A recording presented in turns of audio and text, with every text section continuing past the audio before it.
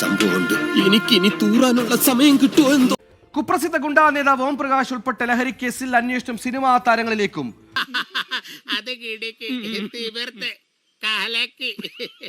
ഓം പ്രകാശിന്റെ മുറിയിൽ സിനിമാ താരങ്ങളായ ശ്രീനാഥ് ഭാസിയും പ്രയാഗ മാർട്ടിനും സന്ദർശനം നടത്തിയ സാഹചര്യത്തിലാണ് പോലീസിന്റെ നീക്കം. ലഹരി ഉപയോഗിച്ചിട്ടില്ലെന്നും ഓം പ്രകാശിനെ അറിയില്ലെന്നുമാണ് പ്രയാഗ മാർട്ടിന്റെ പ്രതികരണം.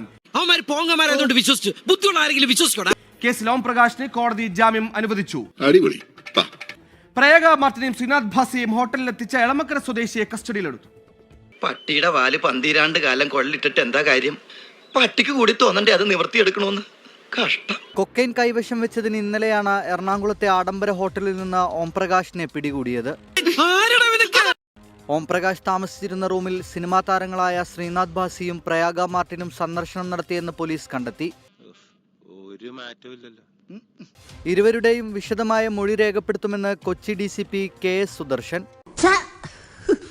ഇനി നമ്മൾ എന്ത് ചെയ്യുമല്ലയ്യ. ഇവർക്ക് പുറമെ 20-ലധികം പേർ ഓം പ്രകാശിന്റെ മുറി സന്ദർശിച്ചിരുന്നു. നിന്നും കണ്ടെടുത്തിട്ടുള്ള മൊബൈൽ ഫോണുകളടക്കമുള്ള വസ്തുക്കളുടെ വിശദമായിട്ടുള്ള പരിശോധന നടത്തിയതിന് ശേഷം ഇവരാരൊക്കെ കോൺടാക്ട് ചെയ്തിട്ടുണ്ട്, എന്തിനു വേണ്ടി ഇവിടെ വന്നു, എന്തൊക്കെ കാര്യങ്ങൾ നടന്നിട്ടുണ്ട് എന്നുള്ളതിനെ സംബന്ധിച്ച് വിശദമായിട്ടുള്ള അന്വേഷണം നടക്കുന്നതായിരിക്കും.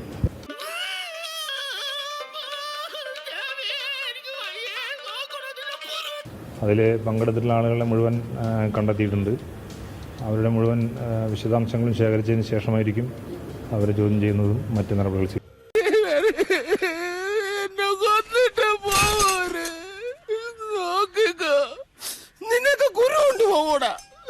കൊച്ചിയിൽ നടന്ന DJ പരിപാടിയിൽ ലഹരി കൈമാറ്റത്തിനെത്തിയതാണ് ഓം പ്രകാശ് എന്ന റിമാൻഡ് റിപ്പോർട്ടിൽ പറയുന്നു. എന്നാൽ ഗുണ്ടാ നേതാവ് ലഹരി ഉപയോഗിച്ചത് തെളിയിക്കാൻ പ്രോസിക്യൂഷൻ പരാജയപ്പെട്ടു. ഇതോടെയാണ് ഒന്നാം പ്രതി ഷിഹാസിനും ഓം പ്രകാശിനും ജാമ്യം ലഭിച്ചത്. ശ്രീനാഥ് ഭാസിയെയും പ്രയാഗ മാർട്ടിനെയും ഹോട്ടലിലെത്തിച്ച എളമക്കര സ്വദേശി ബിനു ജോസഫിനെ പോലീസ് കസ്റ്റഡിയിലെടുത്ത് ചോദ്യം ചെയ്തു.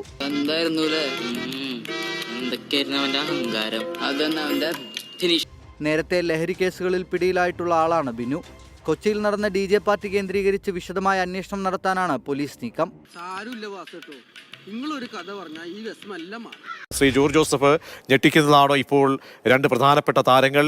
അത് പ്രയാഗ മാർട്ടിൻ, മറ്റൊന്ന് ശ്രീനാഥ് ഭാസി എന്ന യുവതാരം കൂടിയാണ് ഓം പ്രകാശ് സംഘടിപ്പിച്ച ആ ലഹരി പാർട്ടിയിൽ പങ്കെടുത്തിരിക്കുന്നത്. അല്ല, നല്ല വെറൈറ്റി കഥയായിരുന്നു പറയണായിരുന്നു. അത്ഭുതപ്പെടുന്നുണ്ടോ? അത്ഭുതപ്പെടുത്തുന്നു. കാരണം ഓം പ്രകാശിനെ യഥേഷ്ട ഇങ്ങനെ വിട്ടിരിക്കുകയാണ് ഗവൺമെന്റും അതുപോലെ തന്നെ പോലീസും.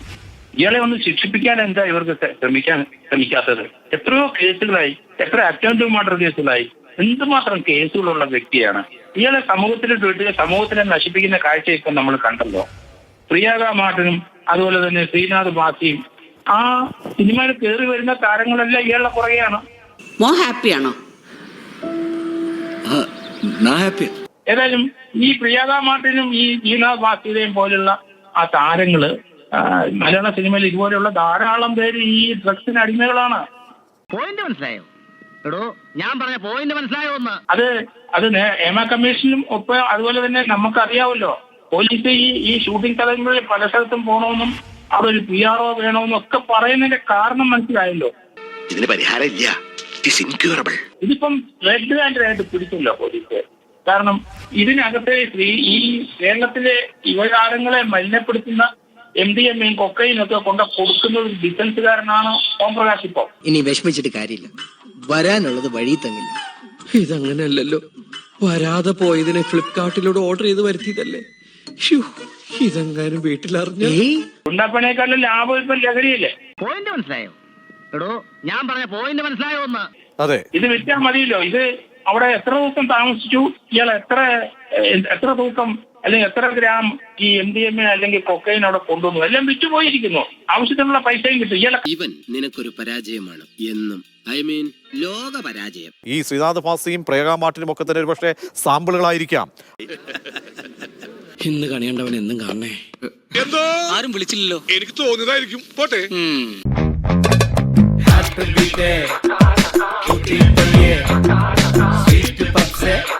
ഒന്ന് പ്രേമിച്ചൂടെ